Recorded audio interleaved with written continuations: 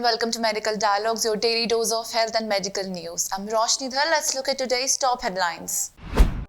Criminal medical negligence complaints may not be entertained without credible expert opinion, says Kerala High Court. Dismissing a plea filed by a patient who had accused a gynecologist and a nurse of medical negligence during the delivery of her child, leading to the death of the baby, the Kerala High Court has recently clarified that complaints concerning medical negligence may not be entertained unless a credible opinion supporting such a claim could be produced by the complainant. Observing that the complainant could not produce any such evidence, the High Court bench comprising of Justice Kausar Ida Pagat dismissed the plea and clarified a private complaint alleging medical negligence may not be entertained unless the complainant has produced prima facie evidence before the court in the form of a credible opinion given by another competent doctor to support the charge of rashness or negligence on the part of the accused doctor.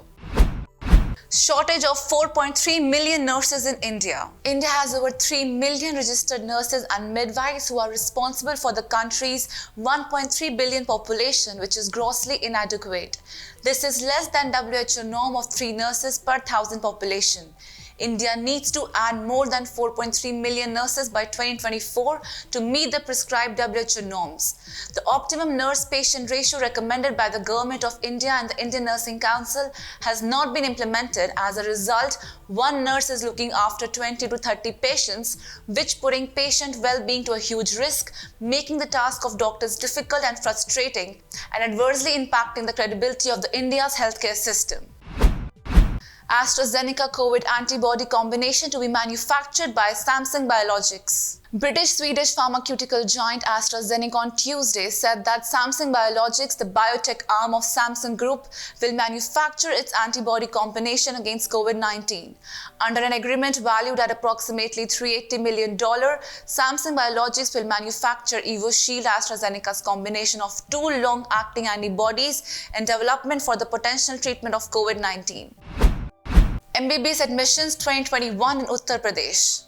The Directorate General of Medical Education Uttar Pradesh has recently released the MBBS fee structure for the academic session 2021 and 2022 in self-financing medical colleges of Uttar Pradesh. The fee structure has given the details regarding the MBBS fees in 25 private medical colleges in the state.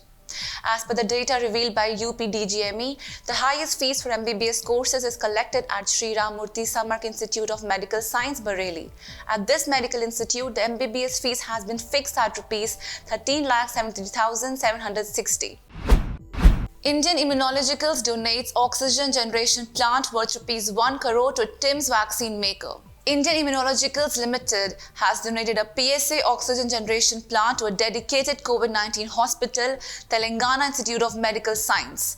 IIL had facilitated the setup of an oxygen generation plant at TIMS, and this oxygen plant works on the principle of pressure swing absorption and enables efficient distribution of oxygen for the needy patients, Hyderabad-based IIL said in release on Monday.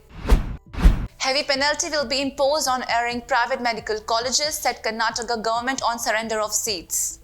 The State Health and Medical Education Minister of Karnataka, K. Sudhakar, has promised to take strict action against private medical colleges who are allegedly surrendering seats for their benefit. Such an assurance has come from the State Health Minister while he was responding to a question from BJP member N. Ravi Kumar in the Legislative Council. The government will impose a heavy penalty on those who surrender government quota medical seats at the last moment after the final mop-up round of NEET UG counselling, said Medical Education Minister K. Sudhakar. Health tech startup Pristine Care raises around Rs 730 crore in Series E funding, turns unicorn. Health tech startup Pristine Care on Wednesday announced that it has raised $96 million, which is around 730 crore in its Series E round, doubling its valuation in the last 7 months to $1.4 billion and becoming a unicorn. The latest round was led by Secure Capital, Tiger Global, Winter Capital, FV Capital, Hummingbird Ventures, and Trifecta Capital. Pristine Care co-founder Harsh Singh told INS that the boom in health tech startups was more visible during the pandemic. We at Pristine Care started in August 2018, much before the pandemic set in, and our prime mover was the access gap that exists in our country. That's all for today. Stay safe. Never miss a medical update from Medical Dialogues. Like, subscribe and press the bell icon.